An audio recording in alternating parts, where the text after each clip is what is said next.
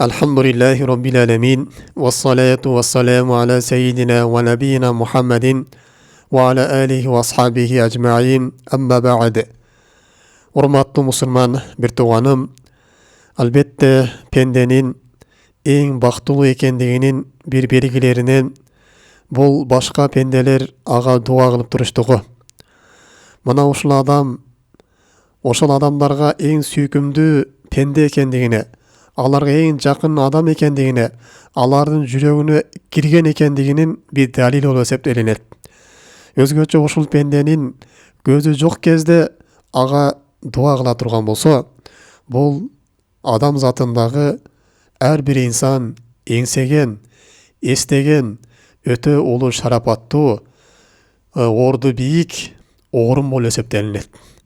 Демек, мына ушул даражага, адамдар бизге дуа кылып тура турган даражага, биздин көзүбүз тирүү болсо дагы, же көзүбүз өткөн болсо дагы артыбыздан дуа кылып тура турган даражага, улуу бир макомго кантип жетебиз деген суроо келип туулат. Албетте пайгамбар саллаллаху алейхи ва салам момун пенделердин бири-бирине дуа кылып туруусуна кызыктырган. Жана пайгамбар саллаллаху алейхи ва салам кайсы бир момун эркек же момун аял башка бир момун аял бир тууганына же момун эркек бир тууганына дуа кыла турган болсо, Аллах Таала мына ошонун ар бир момунга, ар бир момун аялга кылган дуасы үчүн ага бир жакшылык сооп жазып турат деп пайгамбар саллаллаху алейхи ва салам башка бир момундарга дуа кылууга бизди кызыктырган, бизди ашыктырган, бизди шаштырган. Дагы пайгамбар саллаллаху алейхи ва салам өзгөчө башка бир мусулман бир тууганынын жаназасына туруп калган болсо, мына ошол мәйитке пайгамбарыбыз дуа кылууга кызыктырып төмөндөчү айтат. Ида соллайтум алал мәйит. Эгер маркумга силер жаназа окуй турган болсоңор, фахлису лаху дуа. Ага чын ихлас менен дуа кылгыла дейт. Демек, момундар ар дайым бири-бирине дуа кылып, дуада болуусу керек. Бул зарыл нерсе. Эми мына ошондон дагы бир кишиге өзгөчөлөп дуа кылыша турган болсо, элдин баары мына ошол кишиге дуа кыла турган болсо, мына ошол кишини эстеген кезде, же мына ошол кишини көргөн кезде ошол адамга жакшы дуаларын берип тура турган болсо, бул өтө улуу бир маком болуп эсептелинет экен. Бир гана пайгамбар саллаллаху алейхи ва салам башка момун пенделерге тетири дуа кылууга уруксат берген орундар бар. Бул өзгөчөлөнгөн орундар. Бул пайгамбар саллаллаху алейхи ва салам айткан: "Мен самия роджулан яншуду доллатан фил масжиди фалиякул." Кайсы бир пенде өзүнүн жоголгон буюмун, жоголгон мал жандыгын мешитке келип, мешиттин ичинде жарыя кылып аткан болсо, анда ага төмөндөгүчө дуа кылгыла деген. Ла раддахаллаху алейк. Аллах Таала сен жоготкон нерсени кайтарып бербесин. Фейннал масажида лам тубна ли хада. Анткени мешиттер жоголгон нерсени жарыя кылыш үчүн, жоголгон нерсени издеш үчүн курулган эмес. Ал Аллах Таалага намаз окуш үчүн, ал жерде зикир кылыш үчүн, ал жерде Аллах Таалага жакындаш үчүн курулган деп ушундай тетир дуа бериле деген. Жана пайгамбар салам ким мешитке өзүнүн буюмдарын алып келип сатып аткан болсо, же мешитте базар кылып аткан болсо, ошол адамга дагы төмөндө тескери дуа бериле деген. Ла арбахаллаху тижаратак. Аллах Таала сен тижараңа пайда бербесин. Сен тижараңа береке бербесин деп тескери дуа бериле деп пайгамбар саллаллаху алейхи ва салам мына ушул кээ-бир учурда гана башка момундарга тетири дуа берүүгө уруксат берген. Бирок жалпылай момундар бири-бирине дуа кылып туруусуна биз буйрулганбыз. Демек, урматтуу мусулман бир тууганым, биз канткенде ошол момундардын дуасына жетебиз. Канткенде адамдар бизди жакшы көрүп, чын жүрөктөн биздин көзүбүз тирүү болгондо дагы, биздин көзүбүз өткөндөн кийин дагы бизге дуа кылып турушат. Мына ушунун жолу барбы дегенде, албетте мунун жолу ислам динибизде бар. Мына ошол жолдон, мына ошол амалдардан бир 5 амалга бүгүн токтолуп өтөбүз кыскача иншалла. Биринчи, адамдардын дуасына жетүү үчүн жакшы кулук мүнөздө болуштук. Адамдар менен болгон мамилени оңдоштук. Адамдардын жардамында болуштук. адамдардын кыйналгандарына жардам бериштик. Адамдардын кайсы бирине башына кайгы капа келип калган болсо, муну ошону жеңилдетип коюуга аракет кылыштык. Инсан өзүнүн күчүнүн жетишинче. Жана ошондон Аллах Таала кайсы бир пенделерге неамат берген болсо, кайсы бир пендеге байлык берген болсо, кайсы бир пендеге бийлик берген болсо, кайсы бир пендеге Аллах Таала өзүнүн бир жакшылыгын ыролоп бала чакадан көп кылып берген болсо, мына ошол нерсеге хасат кылбастык. Момундарга көрө албастык кылбастык. Момундарга көз атпастык. Мына ушул да жакшы мамиледен. Жана момундардын айып кемчилдигин жабыштык. Алардын авратын ачып, алардын уятын чыгарып, элдерге шарменде кылып, уяткөр кылып, анын айыптарын элдерге жарыя кылбаштык. Мына ушулдагы момундар менен болгон жакшы кулук мүнөздүк. Жана жок дегенде эле болбогондо, сиз өзүңүздүн жамандыгыңызды башкаларга тийгизбештигиңиз, өзүңүздүн зыяныңыз сакташтыгыңыз, эгер башка мусулмандарга жакшы мамиле кылып, жакшы адап акылак көргөзүп, пайдаңызды тийгизе албай турган болсоңуз, анда аларга жамандык кылбаштыгыңыз, өзүңүздүн зыяныңызды тыйыштыгыңыз, мына ушул дагы эң жакшы адеп, эң жакшы кулук мүнөз болуп эсептелинет. Өзгөчө бирөөлөр менен уруша кеткен кезде аларды кечире билиштик. Момун адам өзүнүн ачуусун жута билиштик. Өзүнү колго ала билиштик. Бул Аллах Тааланын астында дагы эң чоң даража. Аллах Тааланын астында сиздин даражаңыз бийик болот, жана адамдардын астында дагы сиздин даражаңыз көтөрүлөт. Адамдар сизди мактай турган болот. Сизди көргөн кезде, сизди эстеген кезде сизге дуасын бере турган болот. Ошондуктан Аллах Таала Кур'ан-ы Каримде муну төмөндөгүчө баяндайт. Вала таставил хасанату вала сайиат. Жакшы иштер менен жаман иштер эч качан тең болбойт. Идфа биллати хия ахсан. Эгер сага жамандык кылгандар болсо, аларга жакшы адеп акылак менен, жакшы мамиле менен аларга жооп бер. Аларга жакшы жооп кайтар. Фейдаллади байнака байнаху адаватун канна валиюн хамин. Эгер ортоңордо душманчылык боло турган болсо, ага жакшы жооп берген болсоң, сен душманыңа дейт. Анда силерге бир жакын достук, бооркердик, эң жакын достук, мээримдүү достук силерге пайда болот. Вама юлаккаха илля аллазина сабару вама юлаккаха илля зу хаззин азим. Bunday кылыштык, жамандыкка жакшылык менен жооп бериштик, бул сабырдуу адамдардын гана колунан келет. Адилеттүү адамдардын гана колунан келет деп Аллах Таала Кур'ан-ы Каримде бизге жамандык кылгандарга жакшылык менен жооп бере турган болсок, мына ушундай биздин ортобузда достук күчөрүнө Аллах Таала өзү бизге баяндап кабар берип жатат. Демек, урматтуу мусулман бир тууганым, башка адамдар менен биз жакшы адеп акылакта, жакшы кулук мүнөз боло турган болсок, алардын биз дуасына жетет экенбиз. Жана Абу Хурайрадан келген хадисте Пайгамбар саллаллаху алейхи ва саллям айтат: силер адамдардын разычылыгына, адамдардын дуаларына өзүңөрдүн мал мүлкүңөр менен жете албайсыңар, бирок аларга силер жакшы кулук мүнөз менен жана жакшы аларга жылмаюу тартуулоо менен гана силер жете аласыңар дейт. Демек, адамдардын жүрөгүнө кириштик. Бул жакшы кулук мүнөз болот экен. Аларга жолуккан кезде алар менен бир жакшы маанайда көрүштүк, жакшы жүз менен көрүштүк, аларга кабар бүркөп салбастан аларга жылмайып туруштук, сүйлөгөндө сылык сыпа сүйлөп туруштук, алардын көңүлүн оорутпай турган жакшы сөздөрдү сүйлөштүк. Анын кадыр баркын түшүрө турган, анын абыройуна шек келтире турган сөздөрдөн алыс болуштук. Жана аны мазактай турган, анын үстүнөн күлө турган жаман сөздөрдөн сактаныштык. Мына ушул дагы адамдардын сизге жакшы дуа кылуусуна алып келет экен. Жакшы кулук мүнөздүн дагы бир артыкчылыгына урматтуу мусулман бир тууганым, эгер сиздин башка жаман иштериңиз боло турган болсо дагы, бир адам ууру болгон болсо, бирок кулук мүнөзү жакшы болгон болсо, адамдарга жакшы мамиле кылган болсо, берген уадасына каршы чыкпай турган болсо, аманаттыкөй боло турган болсо, бирөөлөргө зыян тийгизбей турган болсо, бирок ууру боло турган болсо дагы адамдар мына ушу ууруну да жакшы көрүшөт. Неге? Мунун кулук мүнөзү жакшы, мыкты дейт. Мамилеси өтө жакшы дейт. Бирок бир жаман жери бар, уурулук гана кылып коет. Бул жакшы адам өзү деп ушинтип макташат кулук мүнөзү себептүү. Агер бир адам намаз окуй турган болсо, илимдүү боло турган болсо, аалым боло турган болсо, бирок құлық мінезі начар болған болса, адамдар ушу алымы дагы мактабайт. Ушу адамдарға канчалык жакшылык кылган болсо дагы, канчалык даражасы бийик болгон болсо дагы, адамдар буну мактап буга дуа кылбайт. Эгерде құлық мінезі начар болгон болсо, адамдар болгон мамилеси начар болгон болсо, текебер болгон болсо, бирөөлөрдүн сүйлөгөндө үстүнөн күлүп сүйлөй турган болсо, бирөөлөрдү паска уруп сүйлөй турган болсо, бирөөлөрдү шылдыңдап сүйлөй турган болсо, алым болгон болсо дагы адамдар муну мактабайт. Ушу жаман кулк менен себептүү.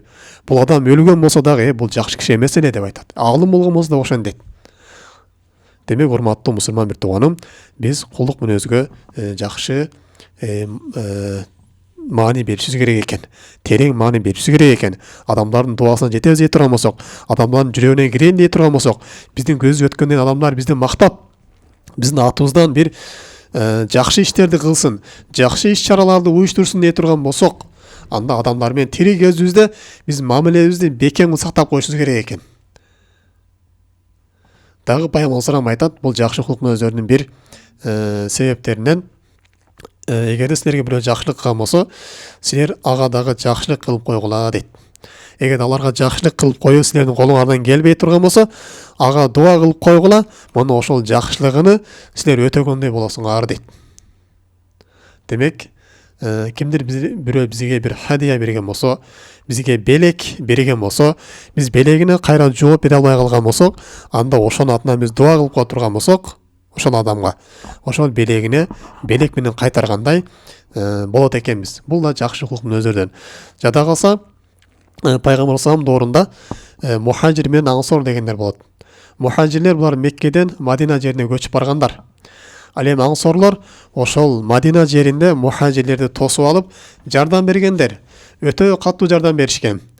Өздөрү муктаж болуп турган болсо дагы ансорлор мухажирлерди өзүнүн мал жанынан, өзүнүн мал мүлкүнөн, бала чакасынан жогору көрүп, ошолорду урматтап сыйлаган.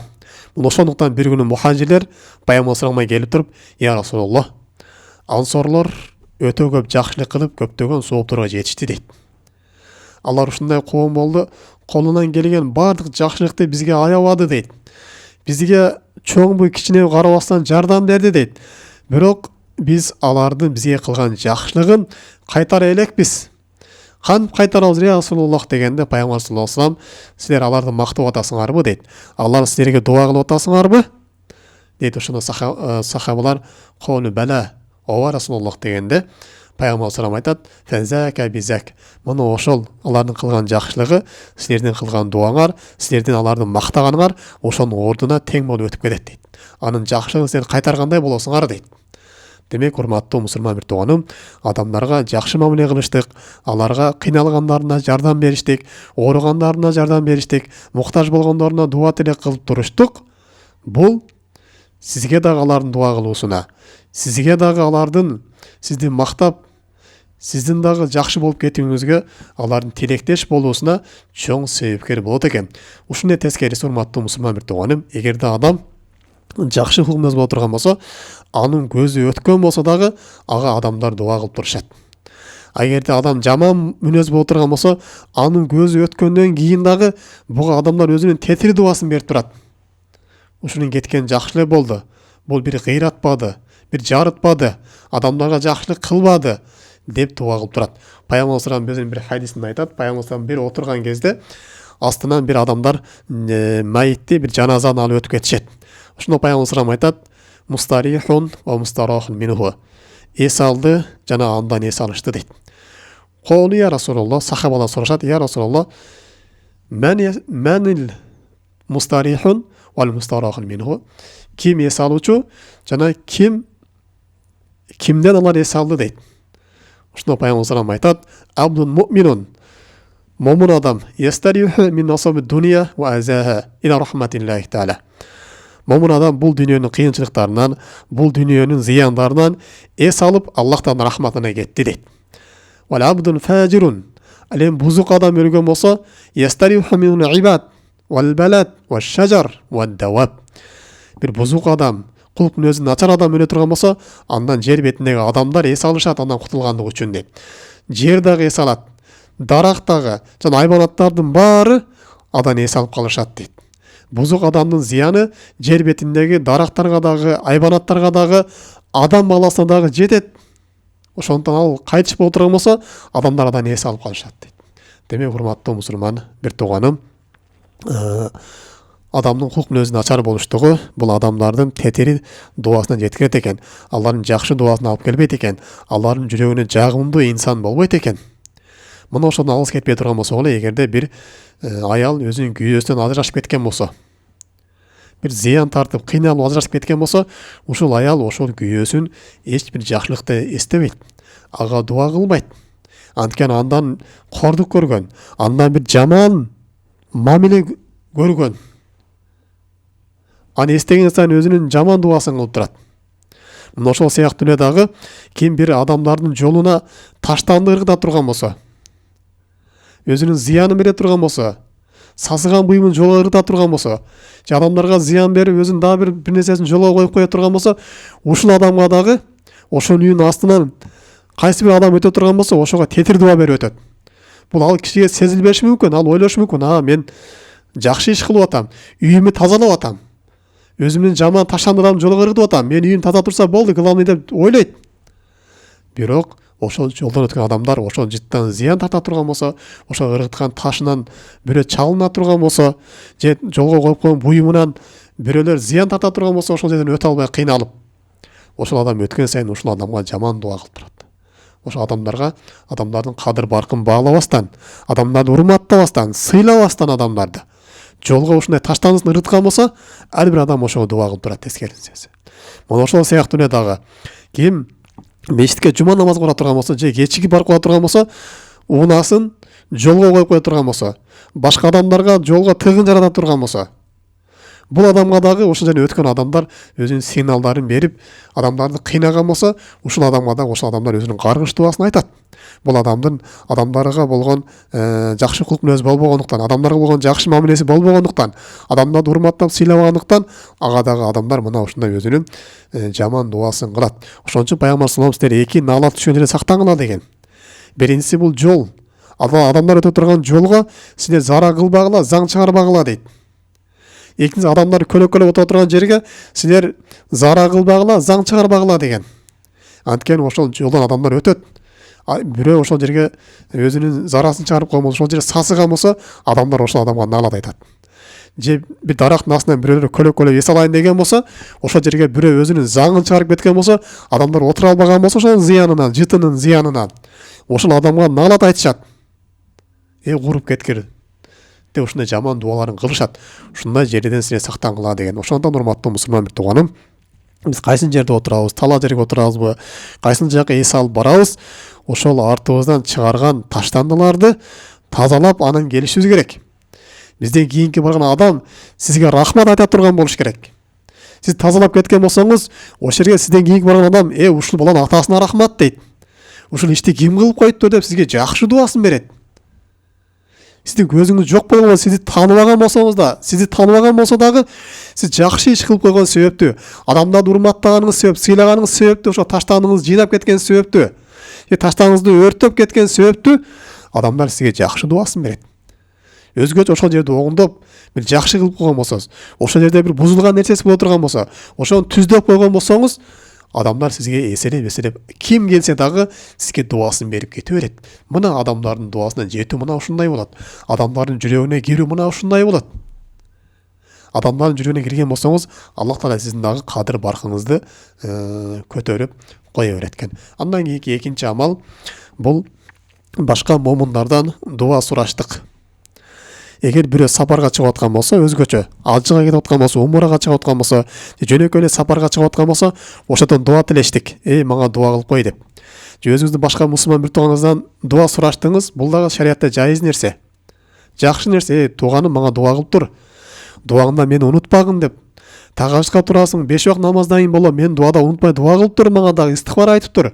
Аллах Таала мага жакшылыктар тилеп тур деп, адам дуа тилештиги. Өзгөчө чоң алымдардын дуасын алыштык. Өзгөчө ата-эненин дуасын алыштык. Балдар ата-энесинен, ата-энеңиз мага дуа кылып туруңуз. Аллах Таала мага иштериме жеңилдик берсин, береке берсин, ата-энесинин дуасын алыштык. Бул эң жакшы иш болуп эсептелинет. Шарият талап кылган нерсе. Бирок дуа сураган адам бул тирүү адам болуш керек. Өлүктөрдөн дуа кылган болбойт. Кабырга бар дуа тилеген болбойт. Ал пайгамбар болсун, ал сахаба болсун, ал кандай чоң алым болсун, көзү өткөнбү болду. Өлүктөрдөн дуа кылып тилеген болбойт. Шарияттагы өтө оор күнөө болуп эсептелинет. Биз дуа сурап турган пенде бул тирүү болуш керек. Мына ошондо биз андан дуа тилесек болот. Тирүү, такыба киши болуш керек. Же биздин ата-энебиз болуш керек. Бизге жакшылыкты тилеп дуа кыла турган. Ошондо дуа тилесек болот. Ал эми өлүктөрдөн бар дуа сураган, кабырга бар дуа тилеген, паланчы олиянын руху мага жардам бере көр, мен оорума шифа бере көр, менин көйгөйлөрүм чече көр. Ушундай деп калган муктаждыктын баарын сураган, кабырдан бар сураган, өлүктөрдөн бар сураган бул шариятта оор күнөө болуп эсептелинет. Пайгамбар саллаллаху алейхи айтат өзүнүн бир дуасында, өзүнүн бир хадисинде: "Дa'ватул мар'ул муслим ли ахихи би-захирил гайбил мустажабатун." Мусулман адамдын башка бир мусулман бир тууганынын көзү жок кезде кылган дуасы кабыл болуучу дуа дейт. "Инна разиги малакун муаккалун." Анын үстүндө дагы бир периште турат дагы: "Куллама да'a ли ахихи би хайрин." Өзүнүн мусулман бир тууганы жакшылыкты дуа кылган болсо, жанагы периште туруп алып, "Сага дагы ошол нерсе болсун, амин, амин" деп турат дейт. Демек, урматтуу мусулман бир тууганым, мусулмандын мусулманга кылган дуасы бул кабыл болуучу дуа экен. Ошондуктан биз башка мусулман бир туугандарыбызга дуа кылуудан алсыз болбошубуз керек, жалкоолонбошубуз керек. Өзгөчө ошол мусулман бир тууганыбыз биздин дуабызга муктаж болуп калган болсо, бул учурда бизге важип болот дуа кылыштык. Бизге соц тармактардан чыгып аткан болсо, дуа кылып койгула, жардам берип кол деп чыгып аткан болсо, ошолорго жардам бериш бизге милдет. Мусулман болгон болсо эле. Ал улутуна да карабайт. Кайсы бир жерде мусулмандар кыйналып аткан болсо, ошолорго биздин колубуздан жардам келе турган болсо, жардам жеткиришибиз керек. Бизге милдет болуп эсептелет. Ошол мусулмандын акысы. Эртең кыямат күнүндө биздин мойнубузга асылат, ошол акысын өтөбөгөн болсок. Агерде жардам берүүгө күч кудурат жетпей турган болсо, болбо дегенде дуа кылып туруштук, ошол мусулмандын акысы экен. Сиз башка мусулмандарга кандай жакшы нерсени ыралай турган болсоңуз, жакшы нерсени каалай турган болсоңуз, аларга сизге дагы периштелер, сага дагы болсун ошол нерсе. Башка бирөө кандай жакшылык каалаган болсоң, башка бирөө канчалык ден соолук каалаган болсоң, башка бирөө канчалык мал мүлк каалаган болсоң, сага дагы Аллах Таала мал мүлкүн эселетип берсин. Сага дагы Аллах Таала ден соолугуңду чың кылсын деп айтат. Демек, урматтуу мусулман бир тууганым, экинчи амал башка кишилерден, башка мусулмандардан дуа кылып тилеништик экен. Өзгөчө солих кишилер болгон болсо буга аракет кылыш керек. Өзгөчө ата-энеге, ата-эненин дуасын алыш керек. Анткени пайгамбар саллаллаху алейхи вассалам: "Салатун да'ват мустажабу лахунна, ла шакку фихинна." Үч түрдүү адамдын дуасы сөз түрдө кабыл болот, эч кандай шек күмөнсүз дейт. Биринчиси да'ватул мазлум, зулум чеккен адамдын. Экинчиси да'ватул мусафир, мусафир адамдын дуасы. Үчүнчүсү да'ватул валидун ли валадихи, атанын баласына кылган дуасы дейт. Демек, атанын дуасын алып калыш керек. Атаңызга жакшылык кылып дуа аласызбы, же жөнөкөй эле сурап дуа аласызбы? Атанын баласына кылган дуасы, апанын баласына кылган дуасы бул сөз түрдө кабыл болот. Ошон үчүн шариятыбыз айтат, эгерде кайсы бир атанын перзенти кайтыш болуп калган болсо, ошол перзентинин жаназасына туруу атасы тургандыгы жакшыраак дейт. Анткени атасы ошо баласына кылган дуасы кабыл болот деп айтат. Жана ошондой эле ата-энеге дагы бир эскерткенчү нерсе, бул балдары чакаларына тетир дуа кылбаштык, жаман дуа кылбаштык. Анткени балдарына кылган дуасы кабыл болуп калат. Пайгамбар салам айтат: "Ла таду ала анфусикум." Силер өзүңөргө тетир дуа кылбагыла. "Ва ла таду ала ауладикум." Жана бала чаңарга дагы дейт. "Ва ла таду ала хадимикум." Жана кызматчыңарга дагы. "Ва ла таду ала амваликум." Өзүңөрдүн мал мүлкүңөргө дагы дейт. ولا لا توافقوا من الله تبارك وتعالى ساعة نيل فيها عطاء فيستجاب لكم.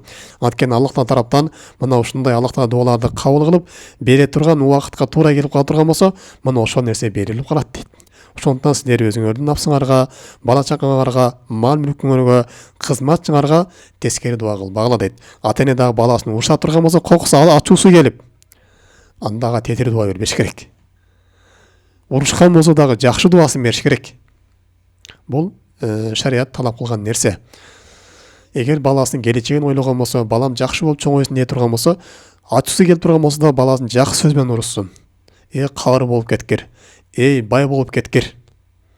деп ушунду айтыш керек. Ал эми урушкан кезде пананда болуп кеткиле, кууруп кеткиле, жок болуп кеткир, сени төрөбөй деп ушундай жаман сөздөрдү айткан болсо, мына ошол дуа балага тийип калат.